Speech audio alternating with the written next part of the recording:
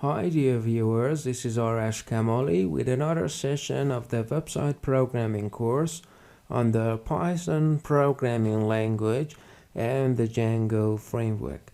Again, as always, a very warm and heartfelt welcome from me. In the previous session, we made a permission section so that we would have a list of the permissions for each user available on our site. Now we are going to at first work with deleting permissions and then adding the permissions to the group. What I need to do first is I need to make a function for it, and here I make a copy from this. Alright, and then I say return redirect to where to the user's perms. Okay, and here I call it user perms underline del to get a pk and a name, that is the name of the permissions and the pk of the user to be able to delete it. I do that. Yeah, we make a space here. At first I need to search the user again. Here I find the user. To find out what my user is, I need to find the permission. We remove this for-ing, we don't need it. And here first we find the user, and for the permission we say permissions dot objects dot get. Instead of filter we use the get command, and where name, okay, where name of the permission equals the name that we receive here in the function,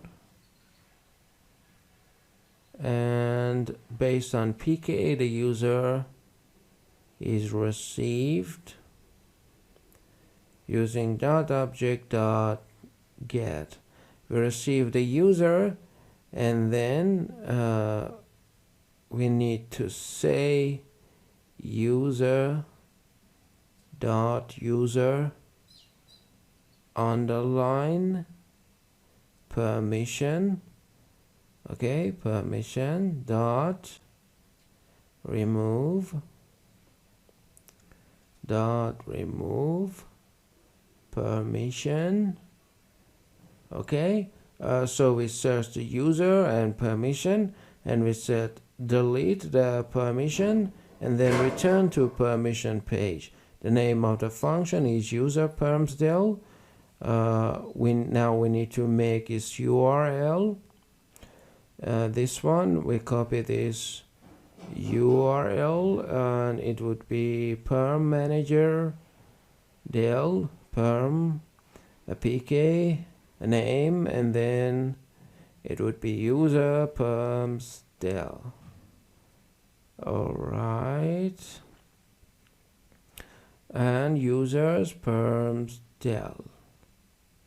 Well, okay, we made the URL. Now we need to deal with users perms here. We need to connect it to the users perms del function.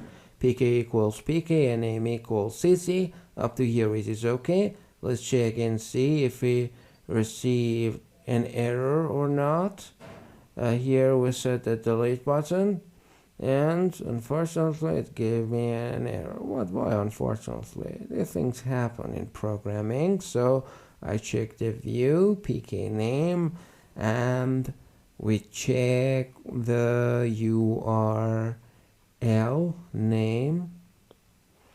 Okay, let's see here, error on which line? Yep, our redirect is missing the pk. Redirect needs the pk, redirect to this function, the function of our permissions, which has a pk. We need to say pk equals pk, and now as you see, permission has been deleted. Here if I check the demo user, the permission has been deleted. Now I give it the permission again, I test the page, the permission shows up. Now okay, I delete it again, thus I will be able to give and delete the permission from my admin. And on the next level, on the next step, in the next session, whatever you want to call it, or we are going to add permissions to the user. Here in a drop down menu we would select certain permissions for certain users,